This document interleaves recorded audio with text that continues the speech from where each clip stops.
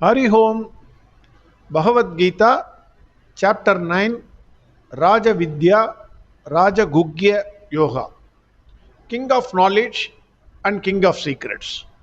Verse 11. In the last verse, Bhagwan Krishna said, Ye Arjuna, I am the supervisor for the entire Jagat. Under my supervision, nature gives birth to moving and unmoving things, and thus the world revolves. This is what Bhagwan Krishna said. We saw the example of a traffic police. When the traffic police is there, the traffic, the whoever drives the car, immediately he adjusts himself. He controls the speed, wears the seat belt. All the documents are kept pakka. If there is a traffic police, signals are followed. Otherwise, free for all. Who is the supervisor for this entire sun and the planets? Why they are moving in the path? Accurately, not moving an inch away from their path. Who is the supervisor? Bhagavan Krishna says, Hey Arjuna, I am the supervisor. Because of me, everything is revolving properly. That is what he said. Now, verse 11. Generally,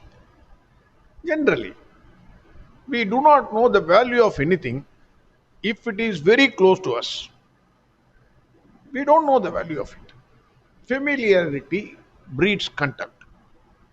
If anything is very familiar, then it naturally breeds contempt. Take, for example, your own wife. She does all the work in the house. If she is doing it. You do not appreciate her value. Even if you shout at her, next day morning coffee comes on your table. Then food is served. You eat everything, you drink everything. Maybe she may keep it with a talk, a big sound. She will not keep it in a soft manner. She will keep it with a sound, talk. She will keep it. But she still takes care of you. You don't appreciate her value as long as she is with you. The moment she leaves you, then you shout at whoever is giving the coffee. Then the coffee may not be on your table, it may be on your face. Then you start regretting. Arey, my wife used to do so many things. When she was there, I did not do it.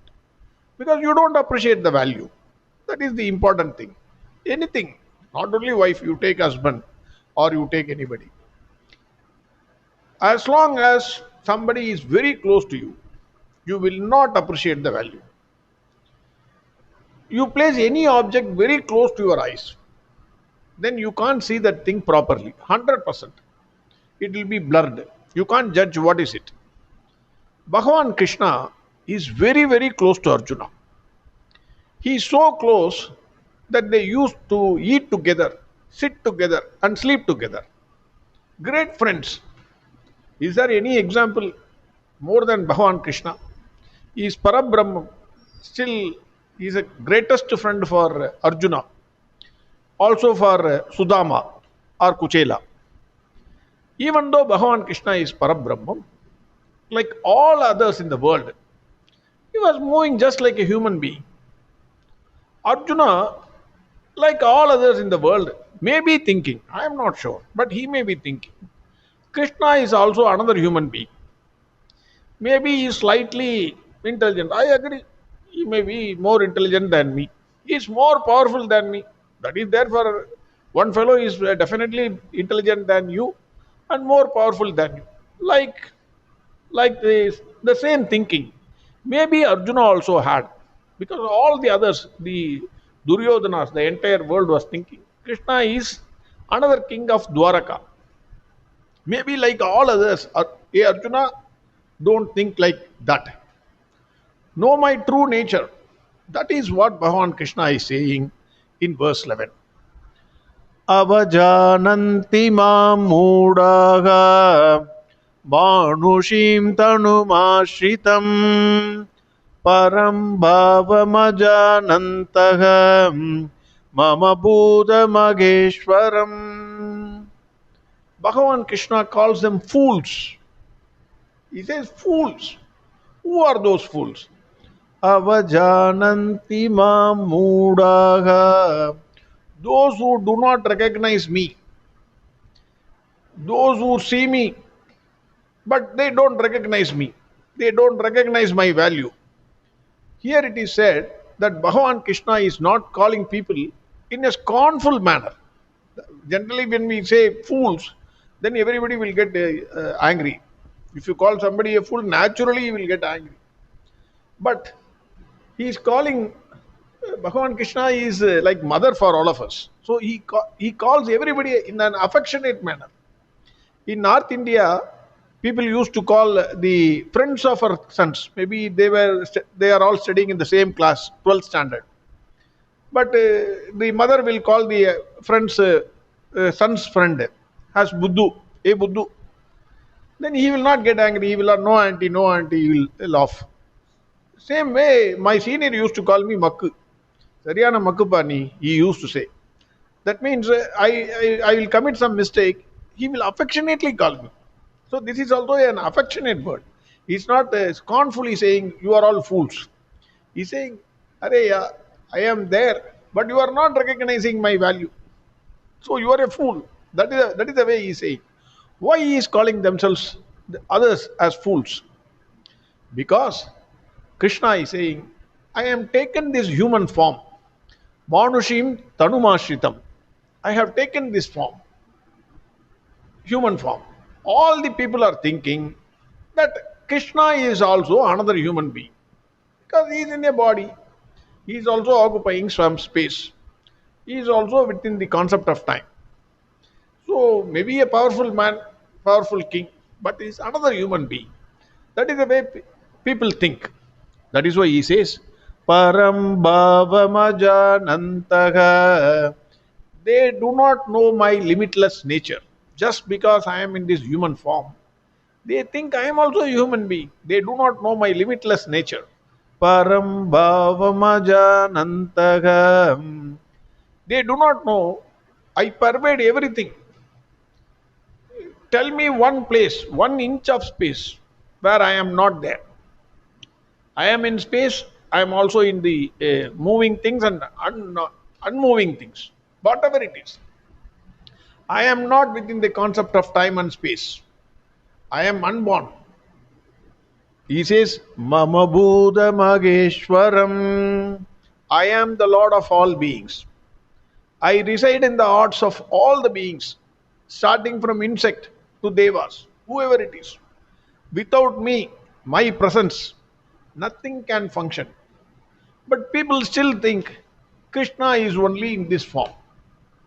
That means, are they not fools? That is what Krishna is saying. He is calling fools. Avajananti mam moodaha. That is what he is saying. The one who cannot recognize this simple fact is in fact a fool. Another wonderful meaning of this verse also needs to be seen. Adi Shankara in Brihadaranyaka Upanishad quotes this story. There was a king ruling a country. Naturally, if you are a king, there is a enemy king. The enemy king waged a war against this king, and this king was defeated. He ran away for his life with his wife. The wife was pregnant. The enemy king sent his army to chase the king and kill him. This king ran for his life, but after a certain point in time, he got tired. So he left his wife in a hut. It was a hunter's hut. So he left his wife and he started running. The army chased him. They killed this king and then informed the enemy king, this fellow has been killed. That enemy king was living happily. The wife, unfortunately, while delivering the child, she also died. So the boy was brought up by the hunter and his wife. So the boy was having all the qualities of the hunter: shooting, wearing a loin cloth, only one small piece of cloth on his body, then running around playing whatever the hunter boys will play on the road, sleeping on the tree. All these things he was doing. That king, the one who was killed, he had a clever minister. So he somehow came to know that the son of the king is still alive. So after 16 years, now the minister searched for the king's son and finally found him. He said to him the entire story. He narrated the entire story. "Arey, yeah, your father was a king. He was killed by this present king who is the enemy. And your mother also died. You are living in the hunter's home," etc., etc. He narrated. Then he told him also that you cannot be like this. You have to take charge of this and then fight for your country and protect the people of your country. Those days where the kings were loving the people like anything, and the people were loving the king like anything. So it was like that. The boy initially could not believe this story. He said, "No, no, no, no. How can I be a king? What is this nonsense? Don't tell me. Please don't come. I am living happily here. I am a hunter. I am a hunter's son," he said, proudly also. He refused. Slowly, slowly, slowly, slowly, he understood everything. The hunter also told him, "Correct. Whatever the minister says is correct, because your mother came." What again? The hunter told the entire thing. Then he realized. The moment he realized, "Oh, I am the king. I am the Yuvaraj of this country, but somebody is ruling this kingdom." Then his skills became extraordinary.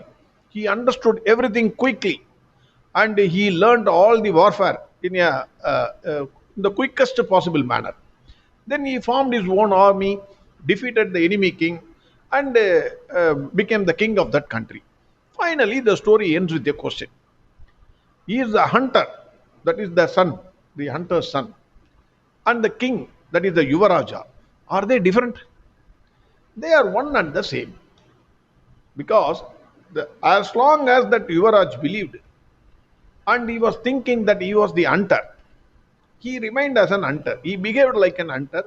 Yeah, every time the minister went and told him, "No, no, you are a king," he still climbed the tree and slept there. But the moment he realized, "No, I am not the hunter, but I am the Yuvaraj, I am the king of this country," then everything got changed. Similarly, we are all thinking that we are all Jivatmas. We are also Brahman, because there is nothing in this world which is other than Brahman. Everything is Brahman in this world. There is nothing in this world which is, everything is Satya.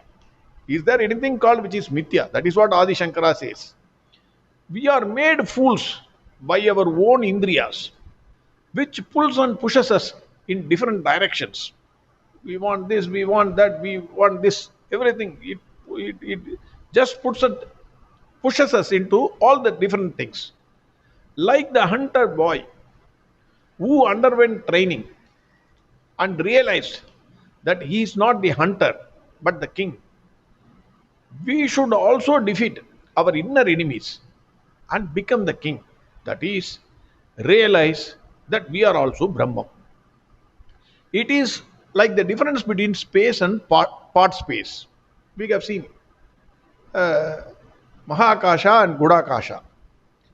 Once you break the part space merges with the space. Don't think you are this body, this limited individual. Break your part and merge with the higher is another meaning for this verse.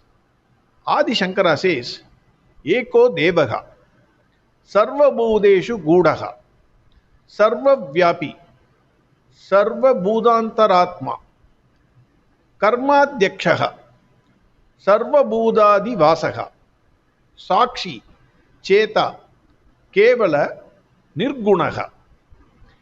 He says, "Eko Devaha," he is one. Sarva Bhudeshu Gudaha, he is hidden in all the beings, but is not available for perception. But for him, there is no perception at all. If he is not inside you, then you cannot see. This everybody knows. He is all pervasive. Sarva Vyapi. He is all pervasive. Where he is not there? Tell me one place, 1 inch of this universe where Bhagwan Krishna is not there. Sarva Vyapi. Sarva Bhudantaratma. He is the inner self of all the beings. Every being is there. He is in the heart. Karma Dhyakshaha. All the activities are blessed by him. But he is only a witness. He performs no action, like the petrolling the car. Then Sarva Bhudadi Vasaha. He is the basis of all beings, the one in whom all have their existence. Then Sakshi. He is only the witness. He is not performing the action. He is only a witness, mere witness. Whether you commit murder, whether you do good thing, dharma or adharma, he is unconcerned. He is a witness. Cheta. And Kevala Nirgunaha. He is free from all the gunas. This is what Adi Shankara says. Now verse 11 again. Avajananti mamudaga manushim tanumashritam param bhavamajanantaga mama buddha mageshwaram. Next verse we will see tomorrow. Harihom sarvam krishnarpanamastu. Narayana Narayana Narayana Narayana Narayana Narayana Narayana Narayana Narayana Narayana Narayana Narayana Narayana Narayana Narayana Narayana Narayana Narayana